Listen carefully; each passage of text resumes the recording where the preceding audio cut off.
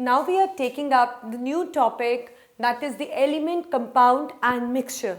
And before we start, we need to know these terms separately, what actually these terms are and what subcategories constitute them. Or so we are starting with the first term, that is element, right? So what do we mean by element? You must be familiar that till date 124 elements are already being discovered. Within in periodic classification, I told you that there are 124 elements that are still discovered. The number can be wrong also, because the number is increasing day by day. There are many discoveries, many elements that are whose discoveries are actually in a pipeline. So this discovery number goes on increasing as the days are going on. The number of discoveries are increasing and we get to have many new elements. But in certain books you will get the number 118, you will get the number 124, you will get the number 128, and even you may get the number 132, because every day the new discoveries are being carried out by our scientists, and we have already discovered so many elements in the lab by just making them you can say synthetically made. So therefore the number, I cannot tell you the correct number, because you know that discoveries are still going on. So we'll just focus on the element, what actually the element is.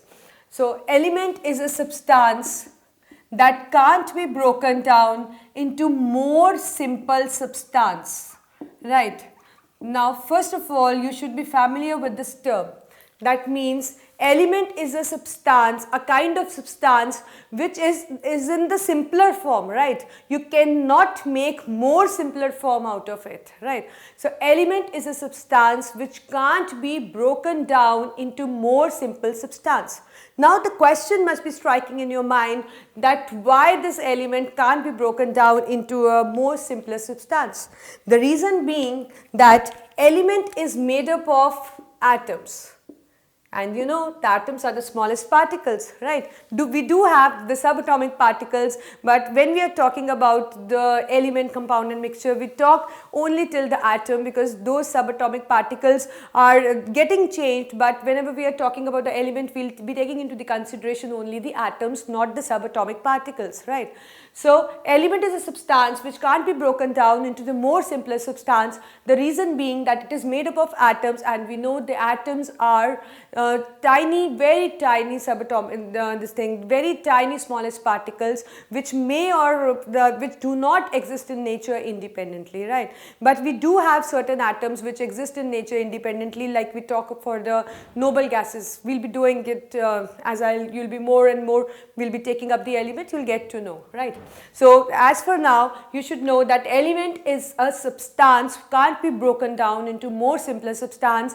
The reason being it is made up of atom, and atom is the smallest particle of the matter, right? So this is the element. Now when we talk about the atom possess the property of atomicity.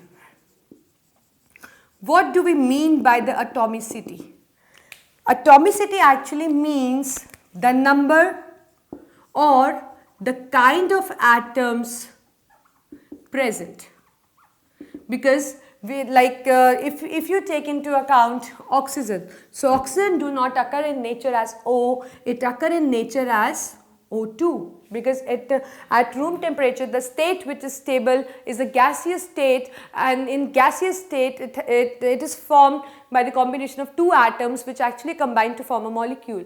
So that means the atomicity of oxygen is 2. We'll say that as it contains the 2 number of atoms, so that means it is diatomic. Similarly, if I take into account an example of sodium, we know the symbol of sodium is Na, derived from its Latin name natrium, right? So how sodium exists in nature, do you have some idea? So yeah, sodium exists in nature as Na. It does not form molecule at room temperature whenever we see sodium, or when we look for the existence of sodium, it occurs in nature as Na. So that means one atom can individually exist, therefore it is called as monoatomic. That means though it is formed of many atoms, but still it exists as not as molecule but as an elemental form, so it is monoatomic. So likewise we can have the triatomic molecule. That means if it consists of three kind of atoms, even it can be kind, it can be number also. Like if I take into the this thing, like if I take an example SO2. So how many atoms you get to see? See, there is one sulfur atom and two oxygen atom. 2 plus 1 comes out to be 3. So that means in this molecule, obviously it is a molecule because it is comprised of two different atoms, right? So how many atoms is forming this molecule? 3 atoms. So that means it is said to be triatomic. So similarly we have monoatomic, diatomic, triatomic, and for above we generally use the word polyatomic. You must be thinking that do we have any element which exists in which many atoms combine to form a molecule? So I want to answer you this, that there are few atoms or any elements or a molecule you can say which is formed by the combination of many atoms. Like sulfur exists in nature in an octatomic form, that is 8 atoms combined to form one molecule. Similarly, if we talk about phosphorus, phosphorus exists in nature as P4. So this atomicity do not depend on any hard and fire rule, it just depends upon how the element is existing in nature. Is it existing in an elemental form or is it is existing in a molecular form? And if it is existing in a molecular form, so how many atoms are combining to form that molecule? So this is, I have told you that the atomicity can be monatomic, one atom, it can be diatomic, triatomic, polyatomic, it can be any of these. It is not any strict rule that it is found only in such and such form. Yeah, we get sulfur only in a restricted form, that is S8, but it is not compulsory that the element which resembles the sulfur should occur in an octatomic form. It can be in it can be diatomic, can be triatomic, right?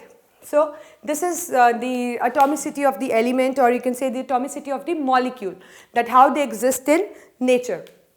Now taking into the consideration what is the nature of the elements. Nature, here I don't refer to acidic, basic, neutral or amphoteric nature. It means the nature here in this topic actually means the types of elements, like depending upon the properties, how elements have been classified. So you should know that elements are classified actually into the 4 categories. One is metals, other is non-metals, next is metalloids, and we do have the 4th one, that is inert gases, also called as noble gases. So elements have been classified into the 4 categories, that is metals, non-metals, metalloids and noble gases. Now, what is the criteria behind of classifying the elements into the 4 categories? The criteria is only the properties, the physical and the chemical properties they are actually showing. That is how they conduct electricity, do they produce heat, or you can if current is passed, what happens, the heat is produced or not, are they sonorous or they are lustrous. So these are certain properties, physical as well as chemical, which is required to classify the element into any subgroup, right? So we'll be taking up the different properties, because we should know that if I say sodium is a metal, so you should know that why it is considered to be a metal, what are the specific properties it is showing that it is behaving as a metal, and not only the metal, it is a reactive metal. So what actually the properties are, and what kind of exceptions we get to see, like if some element is coming under the class of metals, but still it show a certain kind of difference. So what are those metals which are actually showing some exceptional behavior when they are compared with the rest of the metals,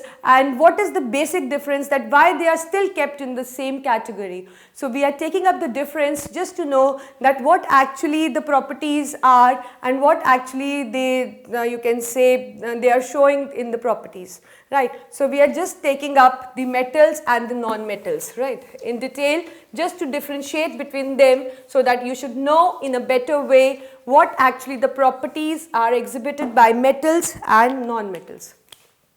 So I am just considering the metals and the non-metals first. We will be taking metalloids and the noble gases after. We will be doing this metals and non-metals difference in the characteristics, right? So metals are actually malleable. Non-metals are non-malleable. Now the question comes that what do we mean by malleable and non-malleable? You must not be familiar with this term malleable, because in general routine we don't use this word malleable. So just keep in mind this malleable comes from the property malleability. What is that? Malleability is actually a property of converting any metal into thin sheets. So malleability refers to the property by which we can beat metal into thin sheets. And how we can do it? We can do it by hammering it, right? So malleability means, again I am repeating the definition because you need to know this definition. So start using this word. See, if any time you come across a new word, start using in a daily routine. Once you will use it, you will have a command over that word, right? So what do you mean by malleability? It is a process of beating metal into thin sheets by hammering, right? So as is according to the property, we have seen that metals can be beaten into that thin sheets and non-metals cannot be beaten into that thin sheets. And the second property is metals are ductile and non-metals are non-ductile. Again, it is a new term for you. So how many of you actually know what actually the ductility or the word ductile means? I think there will be only few of the students who will be familiar with this term ductility, because this is again a term which is not being used in a daily routine. So just start using the new words, because we want to increase your level. So as your class is increasing, you need to increase your level as well. So start using these new terms so that your standard is just raised, okay? So coming to the point, what do we mean by ductility? It means drawing metal or any substance. It is not particularly metal, because ductility is a property refers to when that means beating a substance into thin wires, again by hammering. So when any substance can be beaten into thin wires by hammering is said to be ductile, and when any substance cannot be beaten into thin wires by hammering is called as non-ductile. And as far as the property is concerned, we have seen metals are ductile. That means they can be beaten into, I have used the wrong word. You are not going to use this word beat. Beat is used when you are drawing the metal into thin sheets. But when you are converting the metal or any substance into wire, just use the word that ductility refers to you can say drawing the metal into or any substance into thin wires. Use the word drawing instead of beating, okay?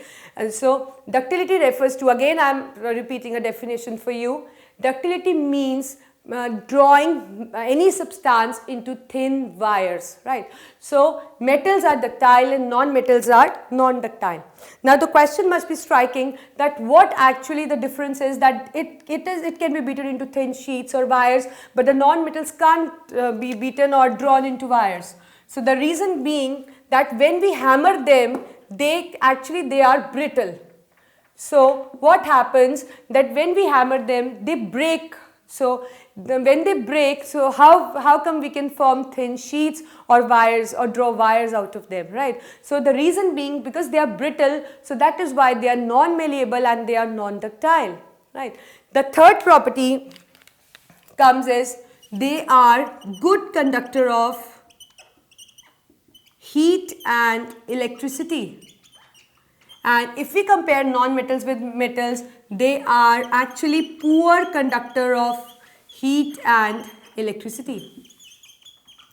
The reason being, now just keep in mind, for any substance to be a good conductor of electricity, you can say the property which it should possess to be a good conductor is that it should have free mobile electrons. Free mobile means they can move, okay? free mobile electrons. If any substance fulfill this property, that means any substance has that free mobile electrons, then only it is capable of passing electric current through it. Otherwise it won't. And as we know that the metals actually have many electrons, that is why they donate electrons, and when we are talking about non-metals, they are deprived of electrons, they need electrons. So that means there are extra mobile electrons in case of metals, and those electrons are not present in non-metals because they are actually deprived of that those electrons. They are electron acceptors. So that means there are free mobile electrons in metals, and there are no free mobile electrons in non-metals. So that means which the presence or absence make them the good conductor or the poor conductor of electricity, right? And as far as the heat is concerned, there are, you can say, the two applications of electricity, that is the magnetism. You will be doing in this higher standard that whenever the current passes through any substance, it leads to production of two phenomena. One is the production of heat and other is the production of magnetism. That means the current can give rise to magnetism, and current can give rise to the heating effect as well. So any substance which allow current to pass through, that means it will obviously it is going to produce heat also, and any substance which do not allow the electricity to pass through it, then how come the heat will be produced? So similarly, the metals are good conductor of heat and electricity, and non-metals are poor conductor of heat and electricity. The next property which is striking my mind, that is metals are lustrous. You must have come across many metals in daily routine. So what do you see? That they have a spark, they shine actually. So they are lustrous. But when we talk about non-metals, they are non-lustrous. They do not emit such shine. And the other property which you might have noticed, that if you hit the metal with anything, suppose you are sitting on a bench, right? You have a wooden table, and there are the rods, the iron rods which are going down. Just you can say hit that rod with your pencil or a marker or anything what you have in mind. You will see it will produce sound. You can hear a different kind of sound. So that means metals are sonorous.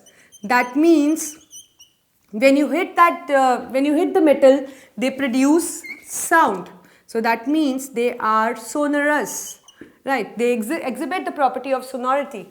And when we talk about non-metals, they are non-sonorous. They do not produce any kind of such sound. So that means they are non-sonorous, right? The next property we are taking into the consideration, that how they exist. So we have seen that metals usually exist in a solid state, generally, right? And the non-metal exist in any three kind of state. They can be solid, they can be liquid, they can be gas, right? And if they are solid, that means the particles are tightly packed. So obviously it is going to be hard. So that means metals are, I will use the red pen, so that you should be not get confused, because we'll be taking up the exceptions also later on, and that we'll be writing with a different pen, so that you can easily recall those exceptions, and those exceptions are very important, and most of the time you get the questions out of it. Okay, so they exist in solid state. Solid state means particles are closely packed, so that means they are hard. Right, and they exist in solid, liquid and gas, so that means there exists a different type of arrangement. As we know, the particles are closer in solids, far apart in liquid, and very, very far apart in case of gases. So likewise, you can say the hardness or the softness, or you can say the strength of forces change. So we can say they are actually not so hard. So I am writing that they are soft, they are not so hard enough, right? The next property, obviously the particles are closer to each other, so that means it indicates they have high density. Compared to it, they have low density, means low mass per unit volume. That means mass per unit volume is density. So that means they have low density. Again, they are harder. So that means they have high melting and boiling point. That means because they are solid, particles are closely packed, so that means much heat is needed to boil or to melt them, as the force of attraction might be very strong because they are existing as solids. And if I talk about non-metals, their melting and boiling point is comparatively low melting and low boiling point, right? And moreover, one more thing, that they have high tensile strength, and compared to it they have very low tensile strength.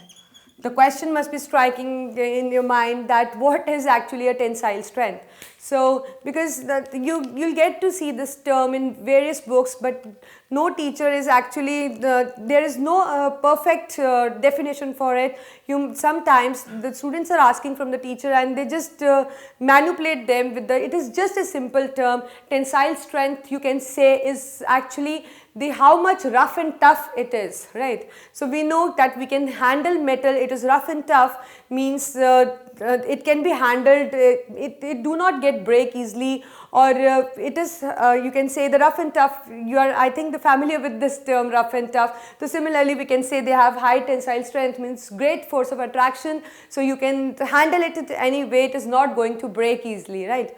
And when we talk about non-metals, it has low tensile strength because existing as solid, liquid and gases in different states, the force of attraction is not so strong, so it might break also. So that means they have low tensile strength, right? So these are the properties under which we can classify the metals and non-metals.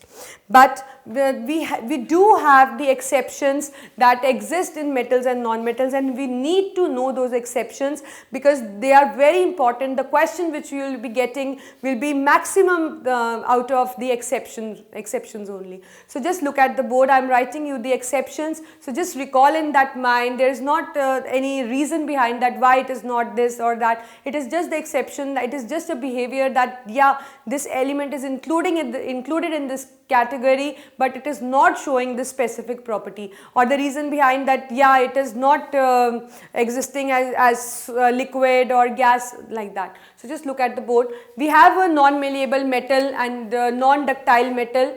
Example is zinc. It is non-malleable and non-ductile. And when we talk about the best malleable and ductile metal, that is silver.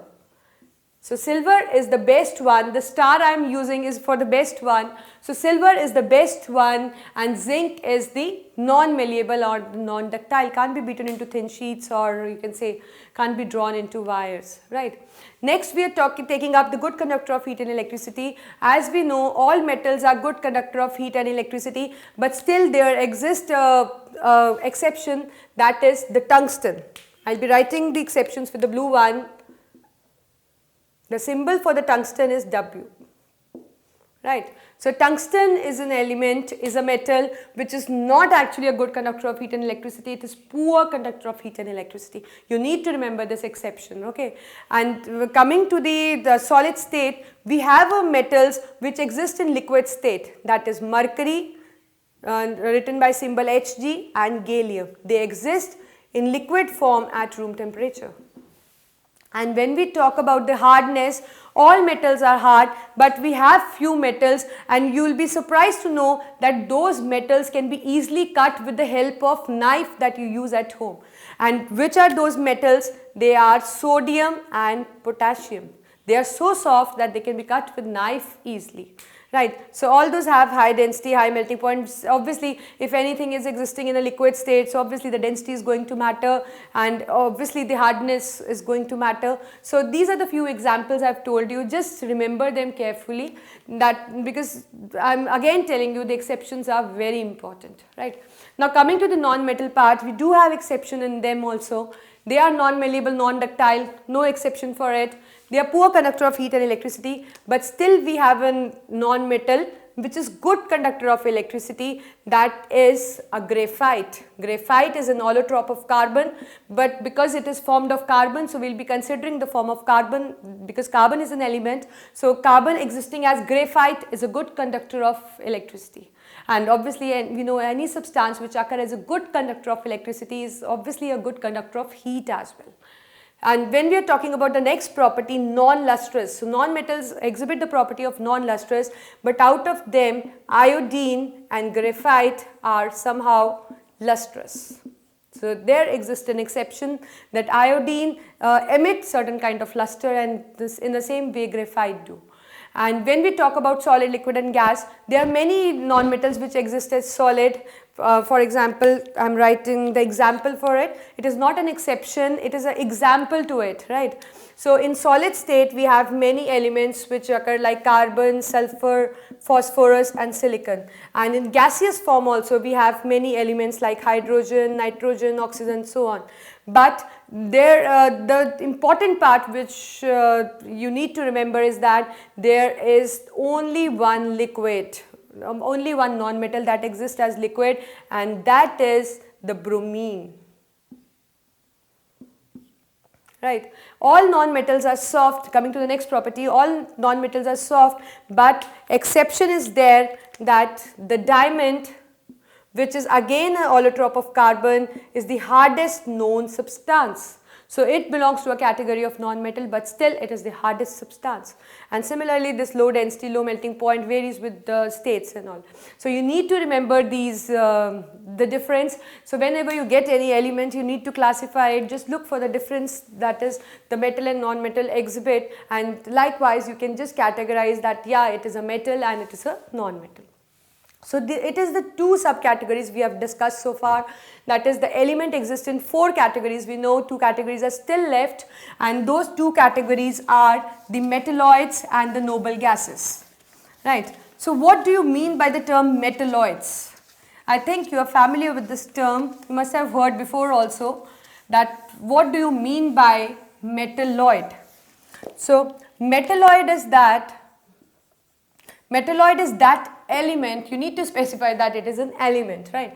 The metalloid is a such form of element which actually has the property of metals and as well as the property of non-metals.